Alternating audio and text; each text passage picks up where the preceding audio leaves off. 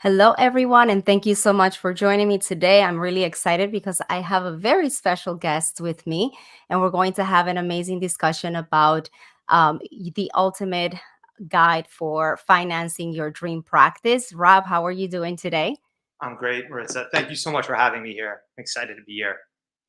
Awesome. So basically, the reason why this is such an important conversation for me to have is, and the reason why I reached out to you. Number one, as people are joining us, please let us know in the comments if you are able to hear us okay before we kick off, and if audio and visuals are fine, so that we can dive right in.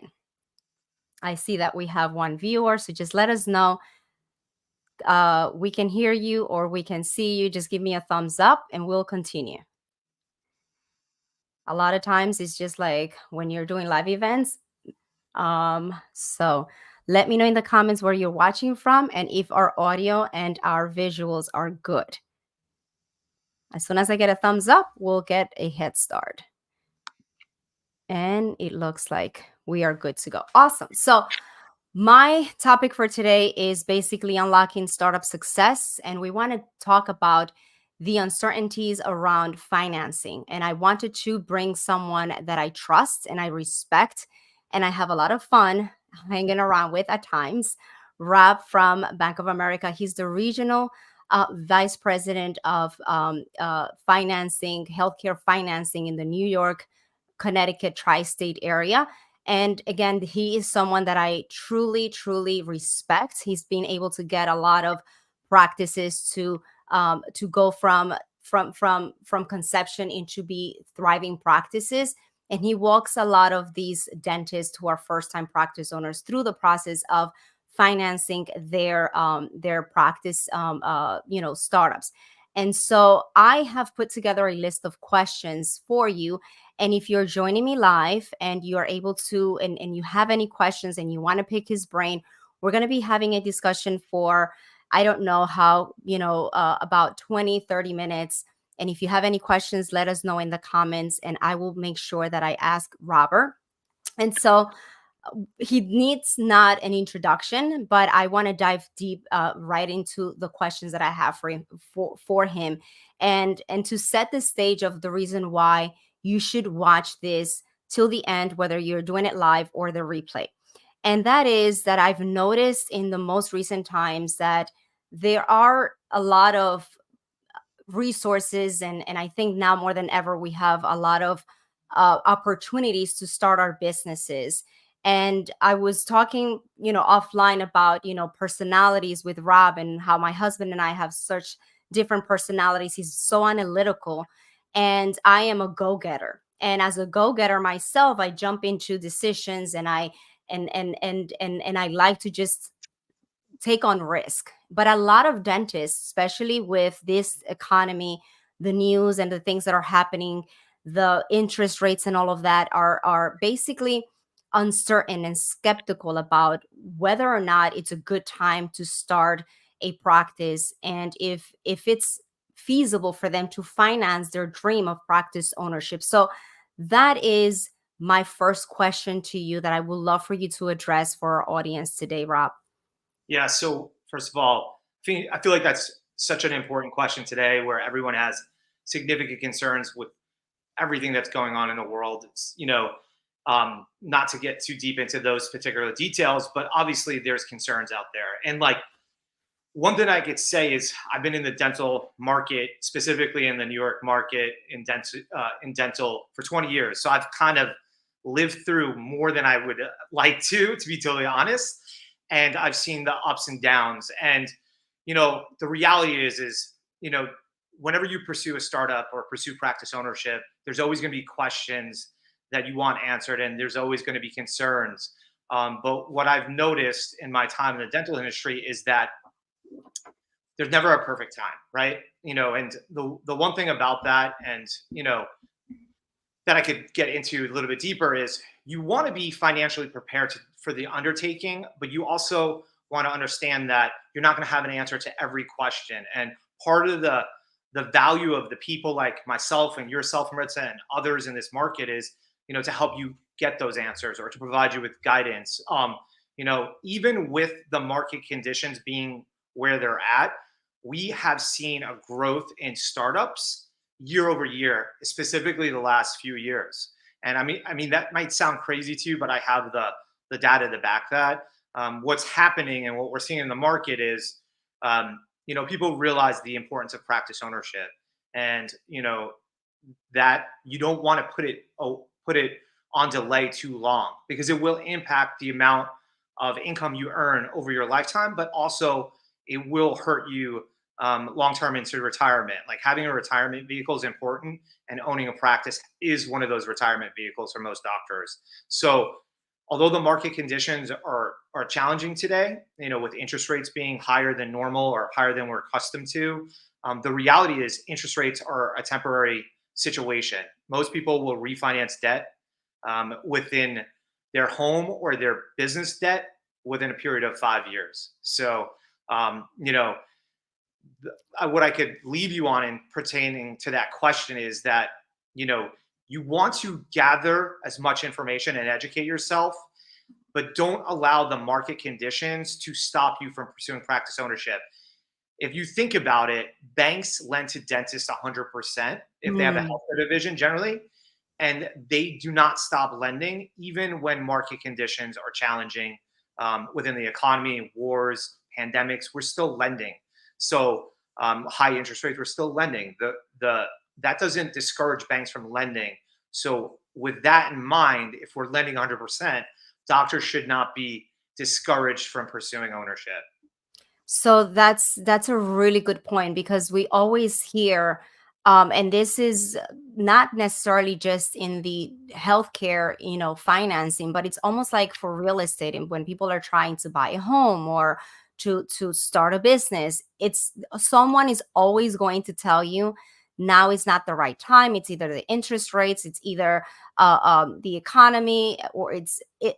So basically, what I'm getting from you is it's the right time when they are ready, Yes. and it makes sense for them to consider, also to your point, that you can always refinance the debt, and as long as you have a strong team of experts to guide you through this process, you should be able to finance your dream of owning your practice. Because in the long run, the longer you wait, if this is a, a dream of yours to do practice ownership, if you have that ownership bug that it's sort of like mingling in your mind, and that brings me to the next question that I had for you.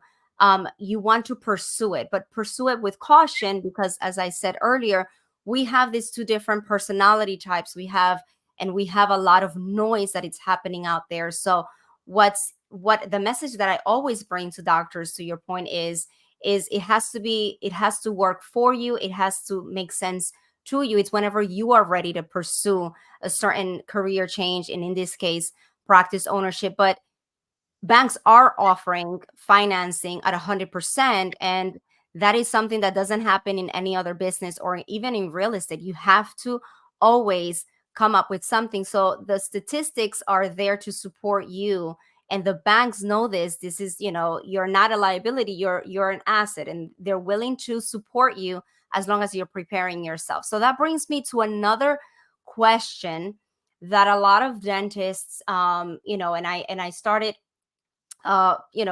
surrounding myself more with like dental students, and a lot of uh students and doctors that are coming out of dental school or residency programs, and they're going into these DSOs to start their associateship, and they're really not feeling like they have a future there.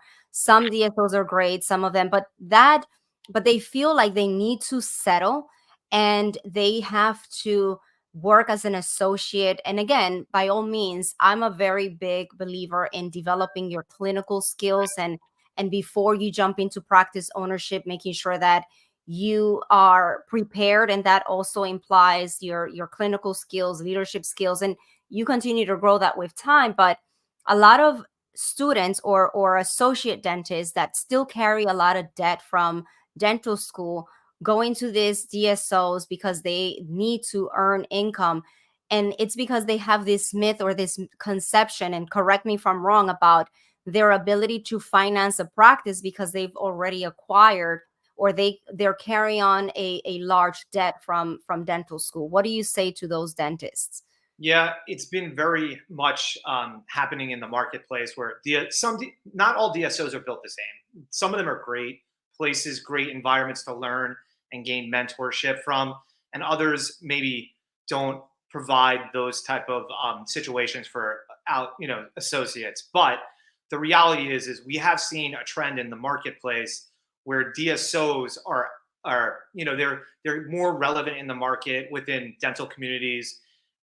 Some of them will use the fear that you'll never be able to own your own business to Mm, to discourage doctors from pursuing ownership.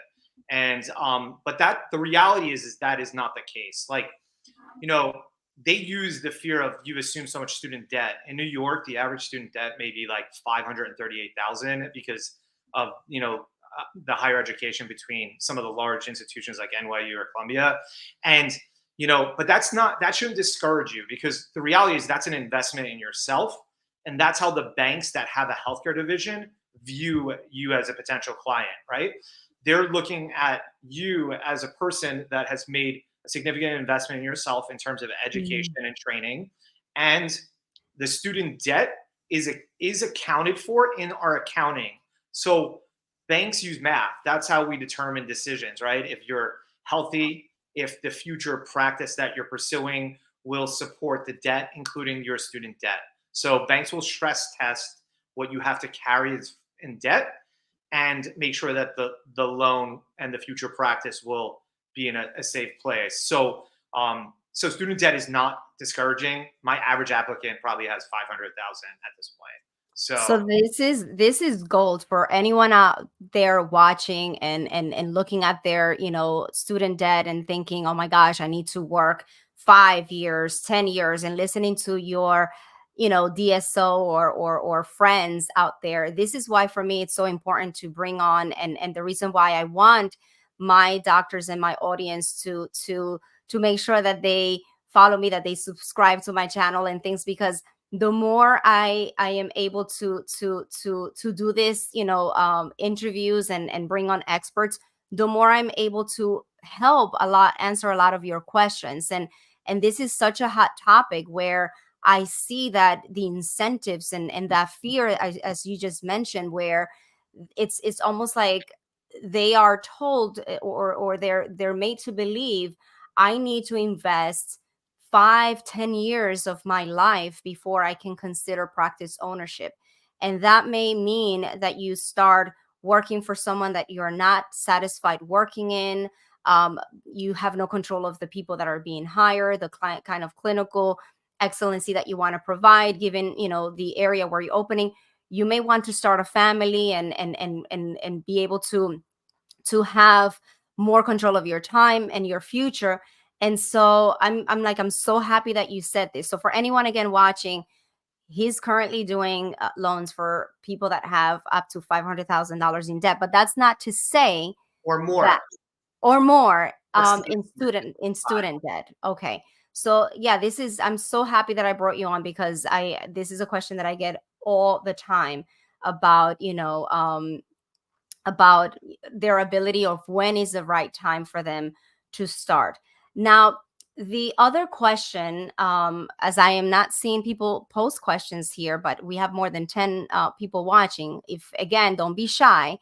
And if you have questions after the episode, feel free to put it in the comments and I'll run that by Rob. And we have an invitation towards the end of our time here, for those of you locally. But my next question has to do with the ability to own real estate versus leasing and student debt, and doctors that are like holding off because they're saying, I want to take advantage of potentially the opportunity of maybe owning real estate. Where, what are your thoughts about, and sort of like some of the nutrition or steps that a dentist should take if they are considering practice ownership, and ideally would their dream is to own real estate? Yeah, it's not uncommon for any sort of business, specifically healthcare, to want to own the real estate. There's a huge tax advantage to that situation if you have the ability to do it. But the reality is first-time practice owners, only about 10% of first-time practice owners, or potentially less, will buy the real estate for their first office. And there's a few factors that play a part there. And we're going to go into them in more detail at our events, but I'm going to just touch on a couple. Sure, One, sure. owning real estate for a first-time practice owner does involve some injection of money. And I see. not for the project or to build an office, equip it, and working capital, but for the actual ownership of that physical asset, that hard asset. So that's the one thing. And in New York specifically, or some high priced areas, some people don't have liquid to be able to do that from their first practice. Two, some people don't pursue owning real estate because their practice may evolve or change over the period of time. You may start out as a general dentist, include some revenue streams, figure out your business model, and then decide either a second location, you may buy real estate. And at that point, you're a different type of borrower. When a doctor becomes a first-time practice owner to a relocation in the future, or potentially an established doctor looking for a second location, banks that have a healthcare division will finance that real estate for 100% for them to be able to get a second location. So, but during our events, November 8th, I'm going to talk a little bit about what your options are to buy real estate and what you should be doing to prepare for it, and what you should look for in the market that will help you, and how geography plays a part. So I'll go into that a little bit more detailed, but in terms of real estate, there is options for young doctors to purchase. We just want to make sure your personal financials are prepared for it. Beautiful. So basically, from what I am understanding, owning the real estate, it's a smart move, and there are a lot of benefits to that, as a first time practice owner. However, there is going to imply that you are better prepared financially, or that you have to inject. So I mean, it's almost like you have to have more liquidity in your, in order for you to do this. And a lot of times it may not be, correct me if I'm wrong, ideal if you have a lot of debt, and you have not a lot of, cash flow coming in because you just started working as an associate. What is there like and this is kind of like a side question, is there like an ideal timeline between a dentist graduating, working as an associate, depending on the amount of debt, given that they have the clinical skills and they have had the mentorship and they're ready to go in on their own? What's the ideal time frame for them to be able to execute and start thinking about practice ownership? Yeah, I'm going to answer that question. I'm going to touch one more point on the real estate because I feel like it's important. Like, location is so Mm, important on your business. So if there's an opportunity to lease in a perfect location as opposed to purchase, that location is more instrumental than you owning the real estate in terms of your success. So the opportunity should help define that, situation if you're going to pursue real estate ownership or leasing, but the location is much more important. In right. terms of the timeline a doctor should maybe consider, I can tell you what I see from all our applicants, right? So like an associate, someone will generally associate for at least 3 years before they consider practice ownership. I think for them at that point, it's a level of comfort. Their hand skills have gotten more developed. Maybe they're doing additional revenues, different procedures or clinical procedures that they feel they'll be able to incorporate in their future business. When it comes to specialists, like, we will approve specialists before they leave residency to pursue practice ownership, which a lot of people don't know. It's That's very amazing. interesting. I did Yeah. not know that. Tell me more. Yeah, it's amazing because, like, some of the oral surgeons, they take on a significant amount of debt, most of them, and they are always the more aggressive to start practice ownership. Like, I will speak to oral surgeons that have way over 5, 6, 700,000 of debt, and they are like, "How soon can I borrow another 800,000 to start an office?" And the reality is if you do enough education, you'll realize the practice ownership leads to a better income, leads to tax advantages, leads to a vehicle for retirement and equity. And that's why you see sometimes the specialists will be more aggressive with practice ownership a year, 2 years, sometimes right out of residency. GPs will generally associate for 3 years. Then they get the itch usually to start having conversations. I could tell you this, some of them sooner, once they realize that they're smarter than their boss, they will want to like start having those conversations. And the reality is we all have our own curves, right? And Yes. you will get a level of comfort at some point where you feel like you should pursue it. But always educate yourself from start to finish. I always feel like my best clients are the ones that um, they're young, they're pursuing education, and then they will let their level of comfort determine, and their personal financials determine when they get going. 100%. I think that, like I said earlier, and one of the reasons why I was so excited to have you on is that I know that there are these two almost dynamics. We have on the one hand that dentist who is checking all the boxes on their education and doing the research, but they have almost kind of like this analysis paralysis, and they think that maybe I have, still a lot of debt from dental school, or any other, concerns or uncertainties with the economy and the location. And I know that for this one event, we're going to have also someone there who is very well known, and he's going to be speaking about specifically, real estate, buying versus leasing, and the advantages of and pros and cons of each scenario, to just continue to help educate. But on the opposite side, we have so much influx of information that we don't know who to trust. Like, I have a client now who invested a lot of time and money on a specific, uh, attend. And I personally invest a lot in mentorship and coaching and events, but filtering out the noise and working with the best people that have substance in what they do, it's becoming more and more challenging for doctors to make decisions about who to trust, because there are, with the influx of information and companies and services out there, a lot of people are getting burned with, unnecessary services, or like good front store, attraction with the marketing and so on. And then they become almost like such a target of so many different vendors and companies and things that want to take that, piece of the pie, and they feel discouraged and concerned about who to trust, and they try to either do it themselves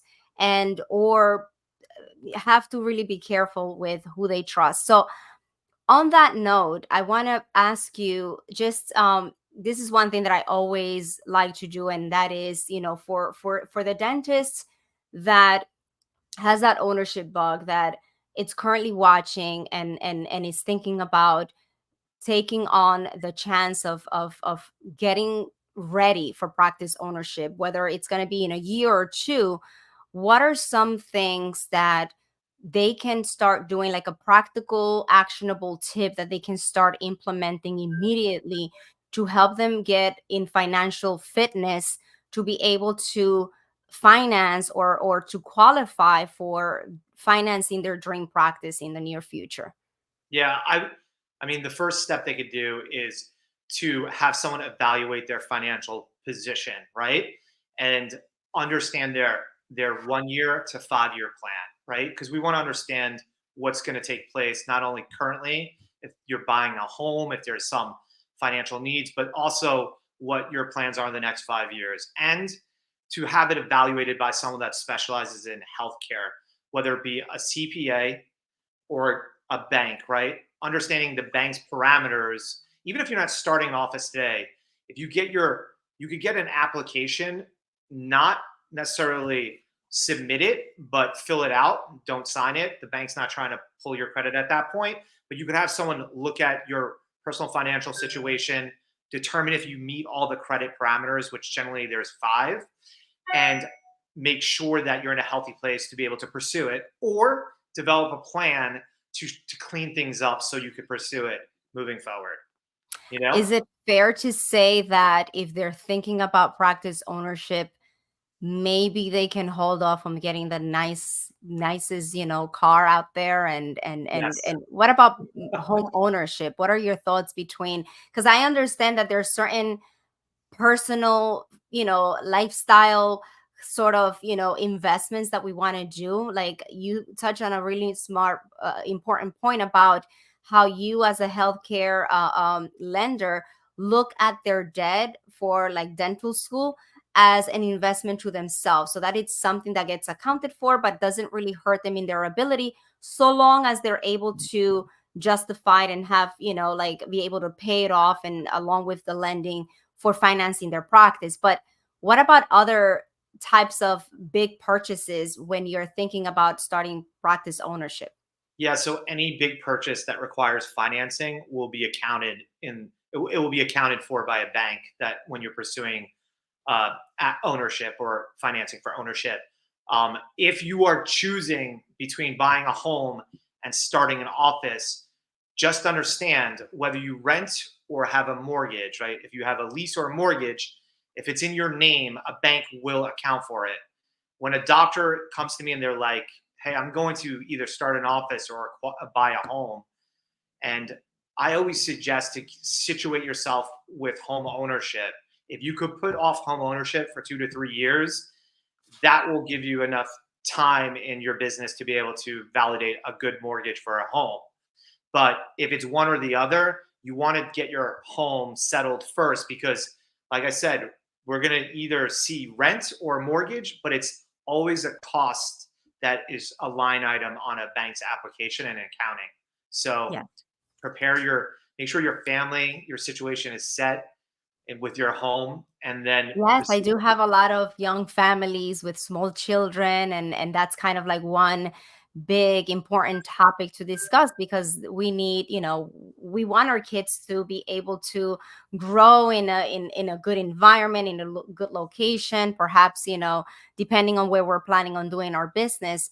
And so it creates a level of confusion, or at least concern, when you're thinking about, oh my gosh, I have this personal dream of owning my business, but how does that, affect my ability to maintain that lifestyle, and be able to do things as a family that are able to help us do it simultaneously.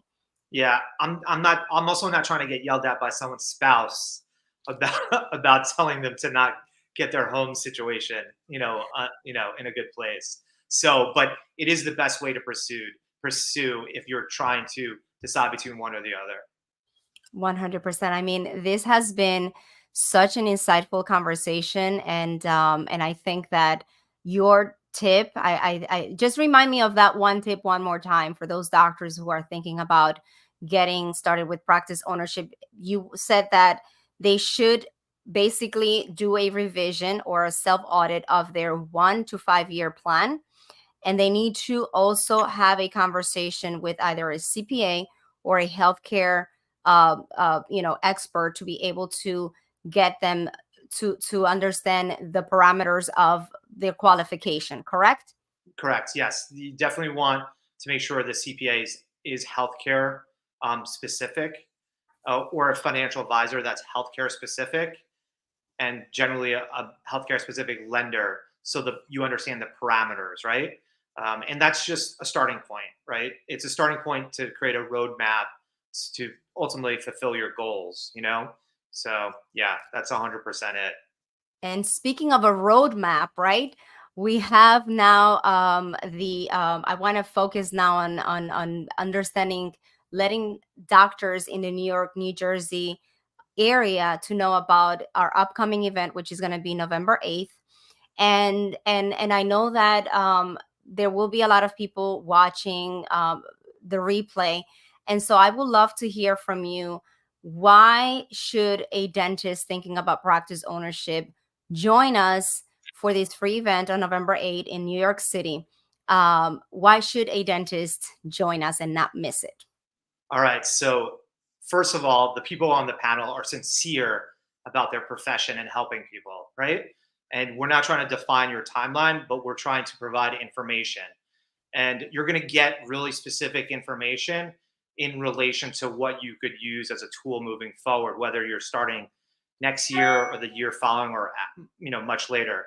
I know for myself, I'm going to give tips about what you could do today to prepare yourself, but also tips of what you could do today to make sure that you get good cost of money, and for when you're ready to apply for practice ownership, and what are some competitive advantages that you have as a doctor with banks, and what ultimately, just understanding the process, right, and how the process will impact you.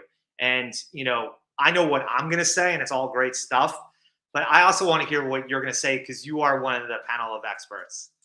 So for me, I think that the biggest takeaway that I want dentists who attend this event is that s- like no matter where you are in your journey, success is defined by where opportunity and planning meet. And so I have, have been blessed to be able to have a relationship, a work relationship, and know that we have proven systems and a track record for helping dentists launch and grow their practices successfully. So it's not just in theory. And we've really rolled up our sleeves to ensure that you are well taken care of, and that you are really successful. So for me, it's all about answering your questions about, how do I create a blueprint to understand how many patients do I need to see, who should I hire, and what should they do. Should I go the fee for service route, or should I be participating with the insurances? What are the nuances of working with the insurance companies? What is going to be the operational development of my practice, and what are some of the intangible things that are so important that are going to be directly linked to the outcome? How my schedule, how am I going to fill my schedule, when am I going to break even, when am I going to be profitable? So that blueprint is one of the things that I'm so excited to be able to share with you. Hopefully we'll be able to get all the answers, all the questions answered to our clients, but we're only just an email or a call away, myself, Rob, and the other experts that are going to be joining us for that event. And with that, we're going to make sure that we leave the registration link. It's a free event, but we have limited space. We only have set. What's the capacity of the venue? I think it's 55 seats is the specific And person. we have very limited spots available left. We have had a really good turnout of registered people registering. So take advantage before it's too late, because as Rob said, we are people with integrity, people that have been there, done it, and people that really care and will hold you accountable and support you to see you succeed and build a profitable and fulfilling practice. So with that, Robert, thank you so very much for your time today. I look forward to, and we did it on time. I'm like, who's gonna talk more? We Oh did man, awesome. I talk a lot. Maritza talks a lot, but I also talk a lot. But And thank we are like, we are just thinking about like we gotta sit next to each other so we can just go, and kick ourselves underneath the table. But everyone who joined us today, thank you so much. It's been my pleasure, and I look forward to staying in touch with you. If you guys have any questions, again, leave it in the comments. We're gonna leave the information for you to register, and also our contact information should you want to schedule a time alone to speak with Rob to get your financial situation in order if you're thinking about practice ownership in the near future. Thank you so much, Robert. Looking forward to the you. event. Take Appreciate it. care. All right. Alrighty.